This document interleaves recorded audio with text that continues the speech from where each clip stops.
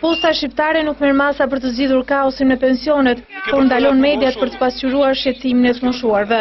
Punonjës të postës dhe policë privat janë angazhuar për të ndaluar kamerat në ambientet e brendshme, aty ku prej orësh të moshuarit prisnin në radhë për të marrë pensionin. Nuk e për të marrë gjë, si gjë. Shumëna mos hy. S'ke drejtë shumëna. Do të tash me tortureshën. Edhe një, do të tash me tortureshën. Nuk lejohet pra. Nuk lejohet se s'ka torturim. Nga kush do të kemë? Ja pra, 1 minutë, ja. Merre tani, t'ja pun numrin edhe fliti. Po da, dakor. Unë shumë ka thonë që nuk do të lejoj mrena. Kam që në orën 7 mjesit këtu. Që në orën 7. Edhe është e treta herë që vi.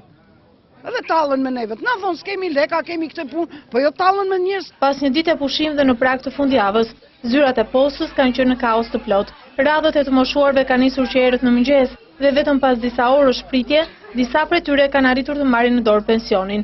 Jam smur me zi po iki po rri. Sa kohë ndonjët në radhë? Jo, nuk ndonjë shumë, 1-3 orë. Kam 2 orë. 2 orë që rrje pres aty. Gjëja kompjuterizu. Të irrituar me procedurat e reja të moshuarit thonë se nuk mund të tolerojnë asnjë ditë vonesë për marrjen e pensionit, shumë i nevojshëm për jetesën e tyre. Se shteti për vete i mush, e neve na vë këtu në radhë si qëndë. Kur e keni datën për të marrë pensionin? Në fakt e kam patur në 18.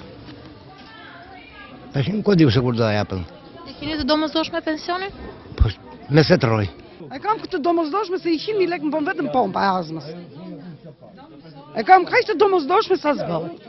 E këto tallen me njerëzit. Prej ditësh zyrat postare ku shpërndahen pensionet janë përfshirë nga kaosi.